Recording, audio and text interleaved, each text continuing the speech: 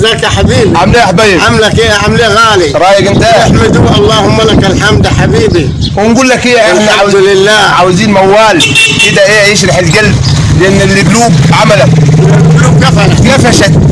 عايزين حاجه ايه شويه تجينا بدنجه تكون ايه. يا ابا اذا كنت عاوز صاحب، قال له يا ولد خذ الاصيل صاحب. الله، مش كل واحد ضحك لك تعمل له صاحب حبيبي. الناس معادن يا ولدي، لكن الاصيل معدنه غالي. الله، اوعى تماشي الخسيس ولا تعمل له صاحب. الله، يجي في نص الطريق ويقول لك روح ما تنتبه الصاحب يا بوكي. اما الاصيل يعمل جسمه في لكه ويعمل دراعته قدفات. الاصيل يعمل ايه؟ يعمل جسمه في لكه ويعمل دراعه قدفات حبيبي.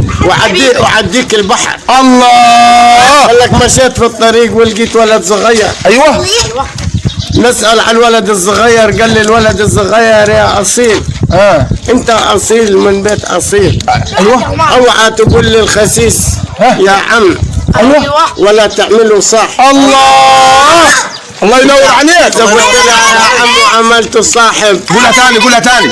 اوعى يا اصيل، يا قال لي انت اصيل ومدى قليل الاصل. ايوه، اوعى تماشي الخسيس ولا تعمل له صاحب ولا تقول له يا عم. الله عليك حبيبي يا اخي العز. تقول له يا عم هيطمع فيك. هو لو قلت يا عم يطمع فيك جدع. يقول لك يا الخسيس بيقول للاصيل ايه؟ بيقول له تعالى اشتغل عندنا. ايوه، وتزيد الخدام خدام.